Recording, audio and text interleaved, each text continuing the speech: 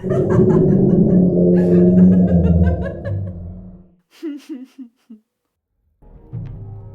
was a dark and chilly night as my wife and I unloaded our gear from the car at the Island Park campground in California. We had driven for hours to get here, but we couldn't be more excited to finally embark on our camping trip with our 2 German shepherds. As we set up our tent, we couldn't help but feel a creepy sensation in the air. There were also 2 very unusually large crows that kept flying around us making crazy sounds. It was like they were trying to warn us about something. Nevertheless, it was creepy, and that is why we chose this campground. We had heard rumors that there was a ghost that haunted the area, and we were determined to find out if it was true. After our tent was up and a quick dinner was cooked, we set off to explore the area with our dogs leading the way. At that time, we met another fellow camper that had heard stories too. So, he asked if he could join us on our hike. The trails were dark and eerie, but I was determined to find the ghost we had heard so much about. As we walked, the crunching of fallen leaves was our only soundtrack, the howling wind our only companion, and toads lurching at us from every direction. It wasn't until we came to a narrow clearing that we saw her, a woman dressed in a white gown, walking slowly along the path. She was carrying a lantern and calling out for her lost dog.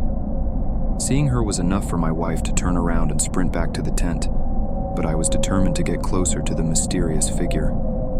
We followed her, quietly calling out to see if she needed any help. But as I approached closer, I could feel a cold sensation freezing me to my bones. Her face was pale and ghostly, and her eyes seemed to look right through me. Suddenly she turned around, and I saw her dog, or at least what was left of it. Its eyes were closed, and its fur was matted with blood. Our hearts ached for the woman, and I wanted to comfort her, but as I took another step closer, she vanished into thin air. I quickly ran back to my wife, and we all agreed that we had seen the ghostly lady searching for her lost pet. We couldn't help but feel spooked and watched as we made our way back to our tent, both dogs walking protectively by our side. The next few days were an uneasy mixture of hiking, exploring, and ghost hunting. We saw the ghostly lady several more times, each time haunting us with a mournful look in her eyes and calling out for her lost dog. But each time we tried to get closer, she would disappear into the darkness. The spookiest encounter, however, happened on our last night at the campground.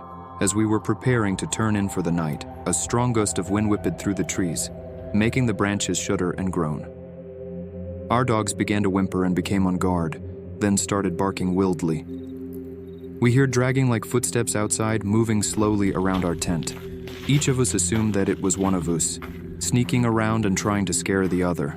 I personally thought it was our new friend Gary who was messing with us. But as the footsteps circled around, we realized that there was nobody there. Then, as suddenly as they had begun, the footsteps stopped. We exchanged terrified glances before eventually managing to fall asleep. But the next morning, when we emerged from our tent, we found deep, scratchy marks on all sides of our tent. Even Gary's car had strange markings on the window. Gary thought we were messing with him. It was enough for Gary, so he left that morning. My wife was intrigued still. The adventure wasn't over for us. She found on our map that there was some old, abandoned tunnels and cemeteries up in the mountains on some old trails. So, we decided to venture out in search of more ghostly encounters. We had heard stories of a haunted dirt trail that led to an abandoned campsite, and we couldn't resist the temptation to explore it for ourselves. We drove down E. Trimmer Springs Road until we came to a dirt road that led off into the woods. The trail was narrow and bumpy and led to other unnamed trails. The dogs were excitedly in the back of the car and stuck their faces out the window as usual. As we drove deeper and deeper into the woods, we began to feel a sense of unease. The trees grew thicker, and the air seemed to grow colder and more oppressive. But we pushed on, determined to see where the trail would lead us. Finally, after what felt like hours of driving, we came to an old, abandoned campsite. The place was overgrown with brush and vines, and the only sound was the rustling of the leaves in the wind. We got out of the Jeep, and I felt a shiver run down my spine. Something about this place felt off, and I couldn't quite put my finger on it. We began to explore the campsite, searching for any clues that might help us understand its haunted history.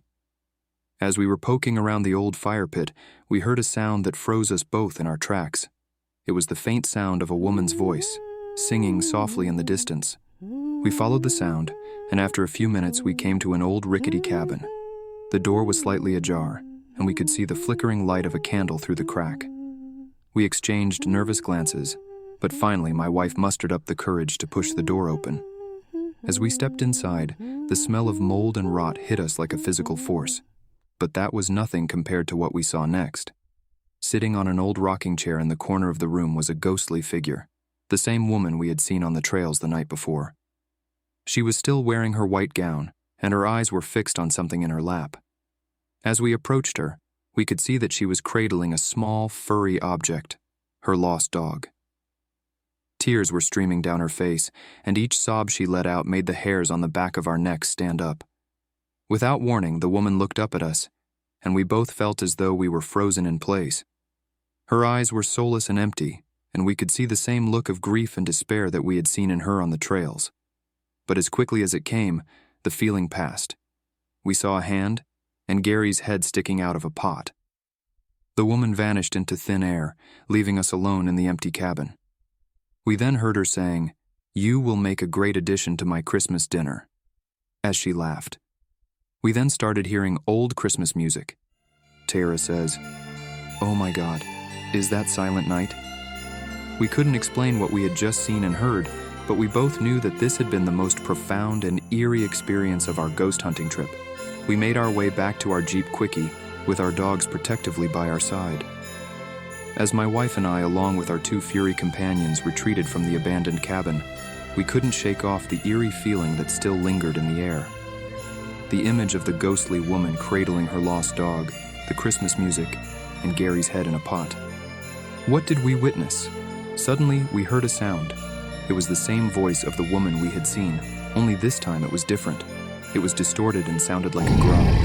We turned around and saw the ghostly figure standing in front of Yus, but this time she was different. Her face was contorted into a twisted, sinister grin. She looked at our dogs and said, My, 2 more fine meals for Christmas this year."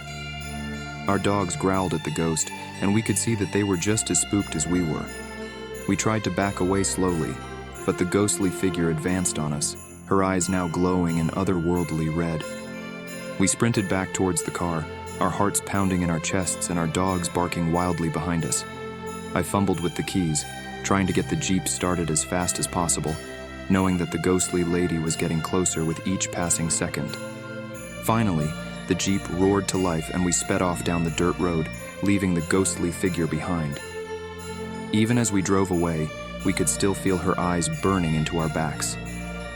My wife and I looked at each with a terrified look. I asked her, "Do you still want to ghost hunting?" With excitement and scared look, she yells, "Hell yeah!"